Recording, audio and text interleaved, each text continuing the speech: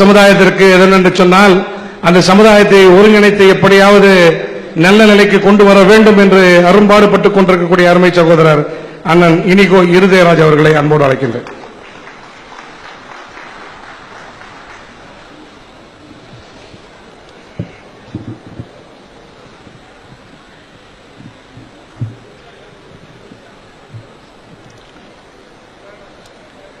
அனைத்து இஸ்லாமிய அமைப்புகள் மற்றும் அரசியல் கட்சிகளுடைய கூட்டமைப்பு நடத்துகின்ற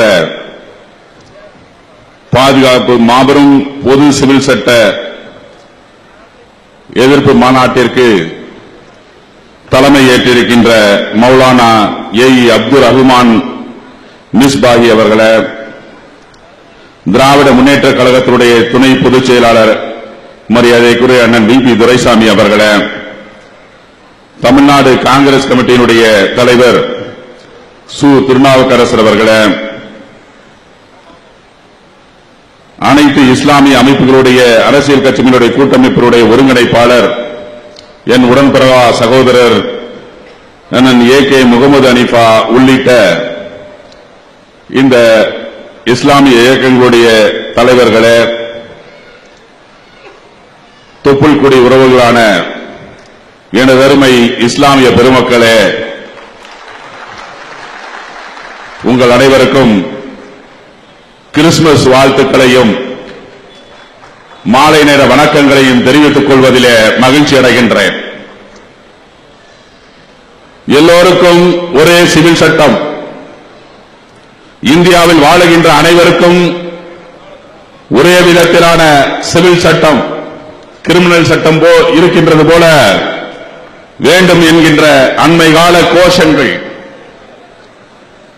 இந்தியா முழுவதும் ஒரே சிவில் சட்டம் வேண்டும் என்று யார் சொன்னார்கள்? இந்தியாவை ஆண்ட மௌரியர்கள் சொன்னார்களா? அல்லது குப்தர்கள் சொன்னார்களா? அல்லது புத்தர்கள் சொன்னார்களா? தீர்த்தங்கர் சொன்னார்களா? சங்கரர்கள் சொன்னார்களா? ராமானுஜர் சொன்னார்களா? அல்லது ராமகிருஷ்ணரோ வடலூராரோ அல்லது கோரியிலிருந்து பகதூர் வரை ஆண்ட இஸ்லாமியர்கள் சொன்னதில்லை.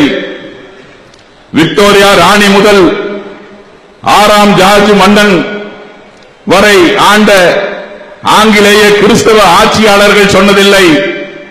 காந்திஜி சொன்னதில்லை, நேருஜி சொன்னதில்லை, ராஜீவ் முதல் இந்திரா காந்தி வரை, மன்மோகன் சிங் வரை, ஏன் கிறிஸ்தவர்கள் சொன்னதில்லை, இந்துக்கள் சொன்னதில்லை, இஸ்லாமியர்கள் சொன்னதில்லை. அப்ப யார் தாண்டா சிவில் சட்டம் வேண்டும் என்று சொன்னது என்று பார்த்தால், உலகத்திற்கே நாகரிகத்தை, நல்ல விவேகத்தை, சகிப்புத்தன்மையை கற்றுத்தந்த பாரம்பரியம் எங்கள் பாரம்பரியம் என்று சொந்தக்காரர்கள் நாங்கள் தான் என்று சொல்லியவர்கள் தான். அதுவும் இந்துக்கள் அல்ல, இந்து மத அரசியல்வாதிகளில் சிலர் மட்டும்தான் பொது சிவில் சட்டம் வேண்டும் என்று சொல்லுகிறார்கள். அவர்கள் யார்? நேருஜி ஆட்சியின் போது இஸ்லாமிய பெண்களும் இந்து பெண்களுக்கு இஸ்லாமிய பெண்களுக்கு உள்ளது போல சொத்துரிமை, விவாகரத்து, மறுமண சட்டம் என்கின்ற சட்டத்தை பாராளுமன்றத்திலே இயற்ற வேண்டும் என்று நேருஜி அவர்கள் அந்த சட்டத்தை பாராளுமன்றத்திற்கு கொண்டு வருகிறார்கள். அப்போது பாராளுமன்றத்தை நடத்த விடாமல் வெளியிலே ஒரு ஊர்வலமாக, பேரணியாக சென்று போராடியது யார்? யார் அவர்கள்? அவர்கள்தான் இன்று பொது சிவில் சட்டம் வேண்டும் என்கின்றார்கள்.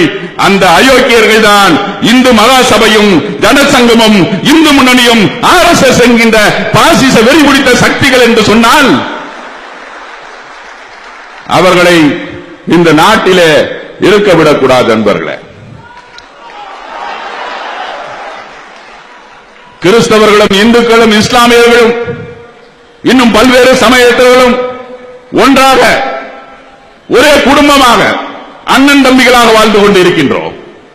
அதிலே விரிசல் போடுகின்ற வகையில, கண்ணாடியை உடைப்பது போல விரிசல் போடுகின்ற வகையில இவர்களுடைய செயல்பாடுகள் தான் இன்று அதை வைத்து ஒரு சட்டமாக ஆக்க வேண்டும் என்கின்ற முயற்சியை நாம் முறியடித்தே ஆக வேண்டும். இந்தியா பல சமயங்களை கொண்ட நாடு.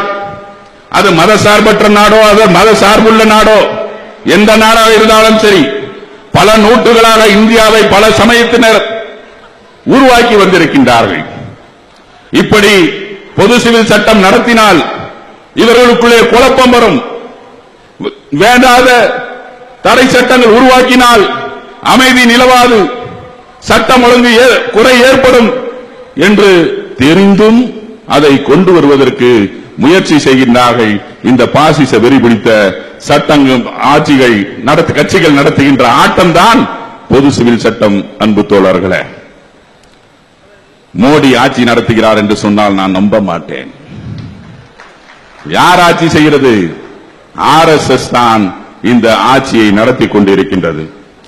அவர்கள் ஆட்சிக்கு கையாளாதவர்கள், அவர்கள் ஆட்சி அவர்களுடைய திட்டங்கள் எல்லாம் ஏதோ செயல்படுத்திவிட்டு மக்களை வஞ்சிக்கின்ற வகையில, அவர்களை கழுத்தை பிடித்து நெருக்கின்ற வகையில அவர்கள் திட்டங்களை போட்டு அது தோல்வி ஏற்பட்ட காரணத்தினால் ஒரு மக்களை ஒரு விதமான பரபரப்பாக வைத்திருக்க வேண்டும் என்கின்ற அந்த எண்ணத்தின் அடிப்படையில் உருவாக்கப்பட்டதுதான் இந்த பொது சிவில் சட்டம். அண்ணன் வந்து நின்றாரு.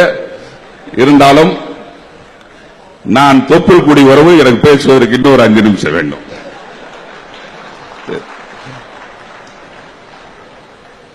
தலாக் விஷயத்தில் ஏதோ இஸ்லாமிய பெண்கள் மேலே அக்கறை உள்ளது போல வேடம் போடுகின்ற பிஜேபி RSS ஆட்சி, ஒரு இந்து பெண்ணு தான் விரும்புகின்ற சாதாரண குலத்தில் இருக்கின்ற ஒரு கணவனை கல்யாணம் செய்து கொள்வதற்கு ஏன் ஆதரிக்க முன் வரவில்லை?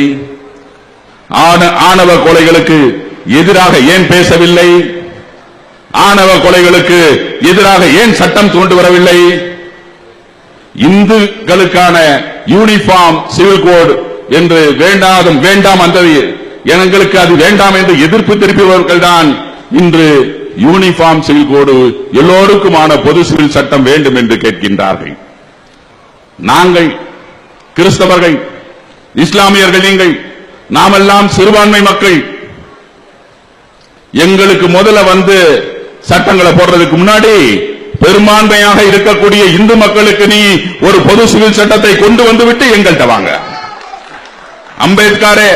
அண்ணல் அம்பேத்கர் அவர்கள் சட்டமேதையை உருவாக்குகின்ற பொழுது அவர் என்ன சொன்னார்? இந்துக்களுக்கு முதலிலே யூனிஃபார்ம் சிவில் கோடு கொண்டு வந்துவிட்டு அதற்கு பிறகுதான் இந்தியாவிலேயே யூனிஃபார்ம் சிவில் கோடு பற்றி பேச வேண்டும் என்று கூறினாரே, அதை கொண்டு வர முடியுமா? இந்து மடாதிபதிகள் பழைய சனாதன தர்மமே வேண்டும், உடன்கட்டை ஏறுதல் தடை சட்டம் நீக்கப்பட்ட அந்த சனாதன சட்டம் எங்களுக்கு வேண்டும் என்று சில மடாதிபதியுடைய கோரிக்கையாக இன்றும் இருக்கின்றது.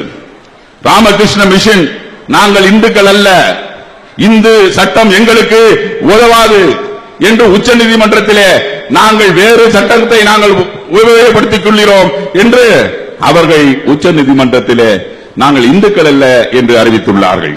அதே போல வைஷ்ணவர்களும் நாங்களும் இந்துக்கள் அல்ல என்று உச்ச நீதிமன்றத்திலே மனு செய்துள்ளார்கள். இப்படி இருக்கையில இந்து யூனிஃபார்ம் சிவில் கொண்டு வருவதற்கு முன்பு பொது சிவில் சட்டம் என்கிறீர்களே, இந்துக்களுக்கு இருக்கக்கூடிய குழந்தை கல்யாணத்தை பொது சிவில் சட்டமாக கொண்டு வரப் போகிறீர்களா? அல்லது கணவன் இறந்துவிட்டால் மனைவியும் சேர்த்து அதே இடத்துல எரியுங்கள் என்ற சதி என்கின்ற உடன்கட்டை ஏறுதலை சட்டமாக கொண்டு வரப் போகிறீர்களா? அல்லது மாதவிடாய் காலத்தில் பெண்களை வீட்டுக்கு வெளியிலே வைக்க வேண்டும் என்ற அந்த சட்டத்தை பொது சிவில் சட்டமாக கொண்டு வரப் போகிறீர்களா? எதை சட்டமாக கொண்டு வரப் போகிறீர்கள்?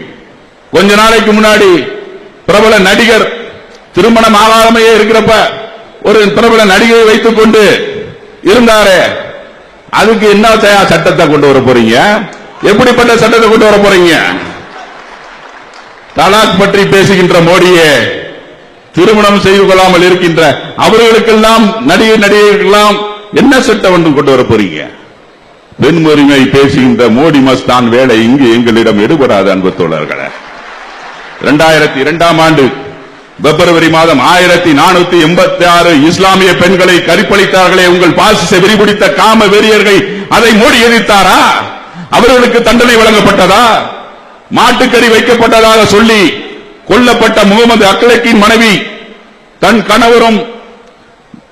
கணவர் முன்னாள் பாராளுமன்ற உறுப்பினர் ஈசான் ஜாபரி கண்ணெதிரே கண்டந்துண்டமாக வெட்டி எறியப்பட்டதற்கு நீதி வேண்டி தினமும் செல்கிறாரே கோர்ட்டுக்கு, அதற்கு என்ன நீங்கள் நீலிக்கண்ணி வலிக்கிறீர்கள்?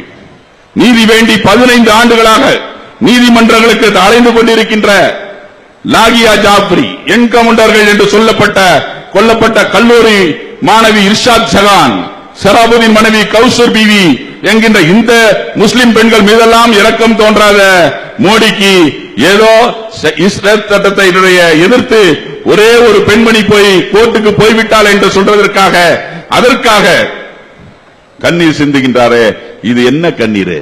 முதலை கண்ணீர். அன்பு தோழர்களே, எனவே பெண்களை பற்றி பேசுவதற்கு முன்பு மோடி அவருடைய பொண்டாட்டியை பத்தி பார்க்கணும். அந்த அம்மா எங்களோடு சேர்ந்து வந்து போராடுது, நம்மளோடு சேர்ந்து வந்து போராடுது. எனவே ஆர்டிகிள் பத்திலாம் ஏகப்பட்டது பாயிண்ட்ஸ் பேச வேண்டி இருக்கிறது. இருந்தாலும் ஷரியத் சட்டம் உங்களுக்கு பாதுகாப்பான சட்டம் என்ற அண்ணன் ஜவஹர்லால் அவர்கள் என்னை ஒரு கூட்டத்திற்கு அழைத்திருந்தார்கள். அங்கே அந்த பெண்மணி சொன்னது, எங்களுக்கு பாதுகாப்பான ஒரு மதம் இருக்கிறது என்று சொன்னால் அது எங்களுக்கு இஸ்லாமிய மதம் தான் என்று துணிச்சலாக பேசினார்கள். நாங்கள் வியந்து போனோம். அன்பு தோழர்களே, இன்றைக்கு மோடிக்கு நன்றி சொல்லி ஆகணும். ஏன் சொல்லுங்க?